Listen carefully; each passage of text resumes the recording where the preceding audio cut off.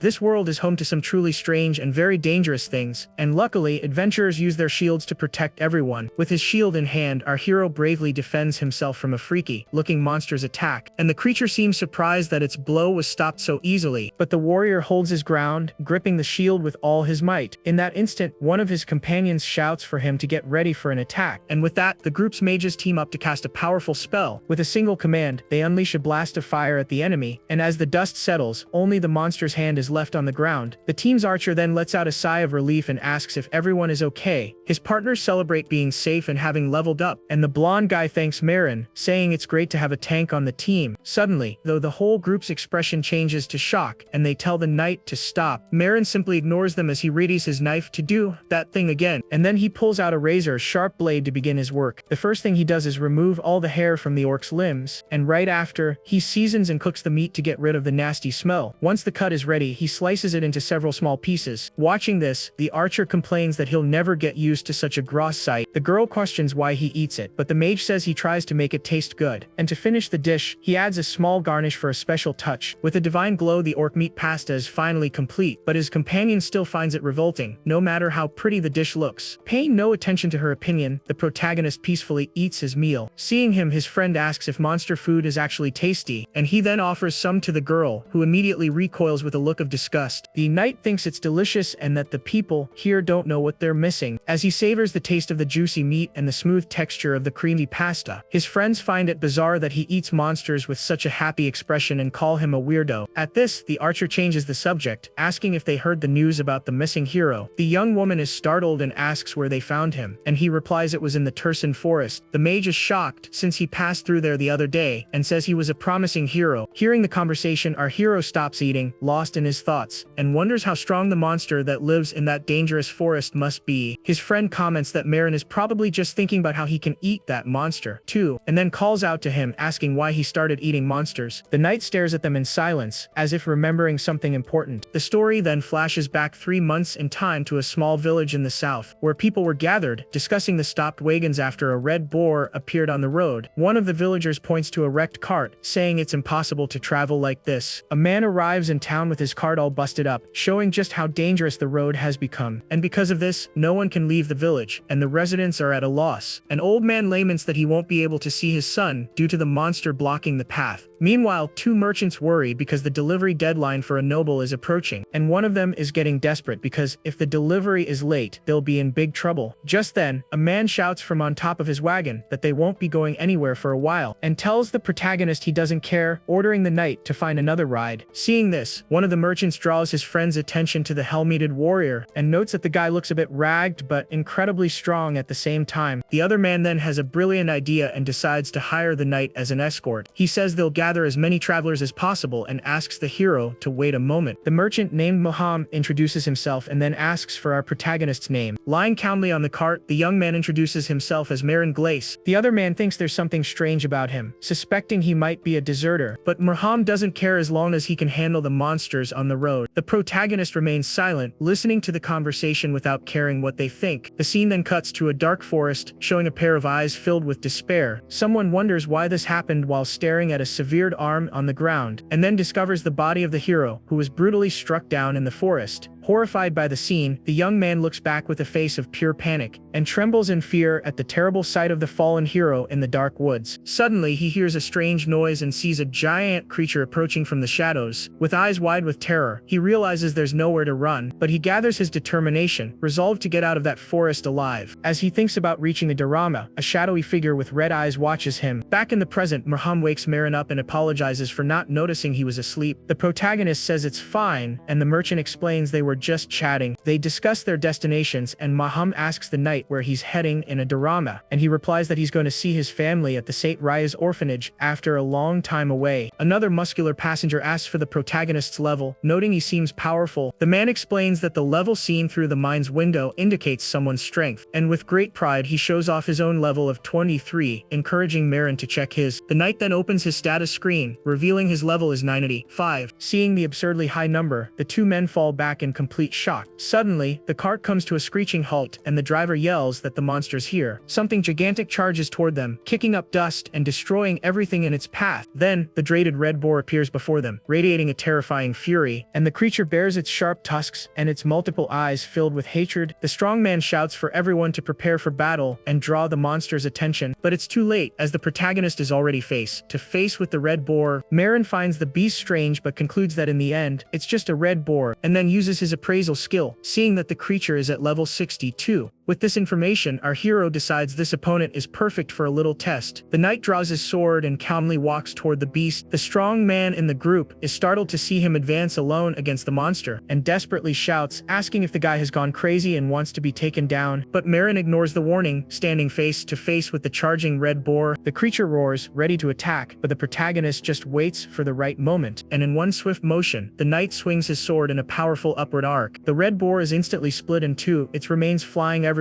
The protagonist lands gracefully as the two halves of the monster fall behind him, and he seems a little confused and even surprised by the result of his own devastating attack. Witnessing the unbelievable scene, all the other travelers scream in astonishment. Even Marin is speechless, wondering if it was really him who did that. He never imagined a single strike could cause so much damage, despite the level difference. The muscular man grabs him, shouting about how incredible it was that he sliced the beast in half, and then asks if Marin is an elf or a beastman, because he doesn't seem human. All the other passengers just stare at the knight in stunned silence. The big guy slaps him on the back, saying that after a show of power like that, he needs to eat, and calls everyone for a meal. But the protagonist just stares at his own hand, deep in thought. Later that night, the group sets up camp and gathers around the fire to eat. Two men discuss Marin, finding it strange that he always hides his face and uses cheap gear, and one of them jokes that his old sword might be a legendary treasure and tells him to go ask. The girl then calls for Marin but realizes he's no longer in his spot, and she and another companion are confused because the knight was there just a second ago. Suddenly, they both look to the side and are completely shocked by what they see. Marin was dragging the giant carcass of the red boar toward the camp. The young woman screams at him, demanding to know why he brought it, and he replies that he wanted some meat. Furious, she orders the knight to take the disgusting creature back where he found it. A while later, everyone is eating a simple soup they prepared over the campfire. A bald man complains that he's lost his appetite and says to never bring monsters to the dinner table. The protagonist feels a bit uncomfortable with their reaction, looking a little downcast, and yet, he brings the spoon to his helmet to taste the soup they made. But upon tasting it, he has a strange reaction, as if he's choking, and another adventurer comments that the soup is delicious, but Marin seems to hate the taste. A blonde woman then chides her, saying it's a good meal for someone on the road. Seeing the knight's reaction, she asks if he really wanted to eat that thing from before, and adds that besides being disgusting, the monster could be poisonous. She explains the rule is to take only what's necessary from a monster and burn the rest immediately. The archer says she's also heading to a dorama, so he should eat even if he doesn't like it. The men shout for help as they're unable to get the beast carcass to burn, and even with a torch, the monster's body simply refuses to catch fire. With that, the archer approaches and tells them to get out of the way. She'll handle it herself. The protagonist is confused, wondering why they called an archer to light a fire, but suddenly the girl summons a ball of fire in her hand using elemental magic. She then launches the spell at the red boar's carcass, which immediately bursts into flames. Seeing this, our hero is quite surprised, not expecting such an ability. A companion comments on how useful magic is, and the woman agrees that it's easy to learn. The girl stares at her hand, admiring the power of her fire magic. Marin then approaches and asks if she's from the magic tower, which confuses her. He explains that most mages come from there, but she retorts angrily that she's an archer. The young woman says that even non-mages can do it, but it takes about 3 years to learn. The knight observes that basic magic is normal for adventurers and asks what era she's from. She grabs him by the shoulder and points to the horizon, showing our hero something. Atop a hill, the woman points to the lights of a city twinkling in the night. The protagonist is stunned by the sight, as he's never seen anything like it before, and realizes they're magic stones used as streetlights, leaving him completely impressed. The girl explains that it's rare in the countryside but quite common in the city, and adds that nowadays, even children's toys are powered by magic. Marin observes the city from afar, thinking about how much time has passed, as it wasn't like this in his day. Near the fire, one of the men smells the roasting meat and wishes it were pork, and his friend jokes that it would be perfect with a cold beer after a hard day's work. Meanwhile, the protagonist silently watches the monster's carcass burn in the fire. The next day, they finally arrive in a dorama and thank Marin for his invaluable help. The merchant shakes the knight's hand, expressing his deep gratitude for the protection, but our hero simply thanks them for everything with a quiet, somber expression. Watching the knight leave, leave. The merchants wonder if he really didn't eat anything on the trip. One of them remembers the young man threw up everything he ate and ended up drinking only water, and they worry it might be an illness and that's why he never removes his helmet. Maham then offers a bag of coins as a sign of gratitude, but Marin says that wasn't part of the deal. The man insists it's the least he can do and says goodbye, leaving the payment with the protagonist. Upon opening the cloth bag, our hero discovers it's actually full of potatoes, and stands there in silence, looking at the unexpected gift, seeming somewhat touched. Next, the knight leaves the potatoes with a sleeping man nearby and continues on his way. He reflects that a lot has happened, but he's finally back in his hometown. Walking through the city, he notices that the urban landscape looks very different from his memories, and then spots a busy bakery, recognizing the place. From there, the protagonist knows his destination is just around the next corner, the place he considered his beloved and true home since he was a child. Finally, he reaches his destination, the Raya's orphanage, where he grew up with his family. But upon arriving at the location, he finds a toy store in its place and is utterly perplexed. He wonders if he took the wrong path, but is sure the orphanage was right there. Suddenly, a man exits the store and asks if the knight needs help. The protagonist explains that this was the location of the St. Raya's orphanage and asks where it went. The owner replies that he's the second proprietor and has never heard of such a place. Marin insists the orphanage was here, but the man says he really doesn't know it. Just then, an old man sitting nearby calls out to the hero and asks about the place. The man explains he's never seen it but heard it existed a long time ago. The knight asks what he means, and the elder says he remembers a rumor, and then reveals that the orphanage burned down, leaving the protagonist stunned by the news. It turns out everything was destroyed during a terrible and violent dragon attack. The scene shifts to a memory of a monotonous life, devoid of dreams or happy moments. Amid the emptiness, the only thing he could remember was the warmth of a dinner table, a warmth that came from his family, who had tragically passed away long before him. And so, in a deeply tragic way, his first and short life came to an end. He awakens to the sight of a fish mobile, wondering why the ceiling is so bright. Suddenly, two children look down at him and excitedly shout that the baby is finally awake. One of them runs to call their sister while the other stays, smiling at the newborn. He wonders what's happening, as his last memory was of a fatal accident. In that instant, someone approaches and tells the boys not to shout and scare the baby. A person then gently picks him up and lifts him into the air. A smiling nun welcomes him with open arms, asking if he slept well, and tells him that from this day on, the baby is part of the orphanage family. This was his first memory in this new world, the warmth of a family he no longer had. In another memory, we see a bag of coins being given as a donation to the orphanage. Now an adult, the protagonist hands over the money, but the nun says it's not necessary. She worries, noting he just got back and is already leaving again, pushing himself too hard. Our hero smiles and reassures her, saying it's an easy job, just clearing out a horde of goblins. The woman seems calmer but still appears a little worried about his mission. Before he leaves, she asks the knight to make a very important promise, and asks him to come back home before it's too late, promising to make his favorite pie. With a thumbs up, the young man vows that he will return home safely. Back in the present, a nun leads him to a tree and asks if this is what he was looking for. She explains that there were no survivors from the dragon attack, so the temple took over the site. The woman asks about his relationship with the deceased, as no one ever visits the memorial. Without a word, the protagonist kneels before the tree in a sign of mourning and respect. The nun understands and apologizes, stepping away to give him some privacy. The knight remembers her promise, recalling how she assured him he'd be back soon. With his hand on the plaque, he laments how she told him there was nothing to worry about. A single tear escapes from his helmet as he thinks of what could have been. He wonders if things would have been different if he had been there to fight the dragon. And heartbroken, he kneels in the pouring rain, clutching the memorial plaque, but he knows it's a question for which he will never have an answer. Now all that remains of his former family is this tree and the memorial plaque. Two nuns watch him with concern, as he's been there for several days without moving. They can only imagine the knight's pain and lament his profound loss. The protagonist remains motionless in the same spot, not budging an inch. Feeling sorry for him, one of the nuns leaves a piece of bread nearby for him to eat, and after leaving the food she turns and silently walks away. Seeing the bread on the ground, our hero finally moves, picking it up with his hand. He then brings the food toward his helmet, trying to eat something, but upon tasting the bread a horrible flavor fills his mouth, and he finds it utterly disgusting. The knight remembers his curse, where he can't eat anything because it all tastes awful. He wonders why he's the only one who feels this, as everyone else eats normally. Desolate, the young man thinks he can't even satisfy his own basic hunger.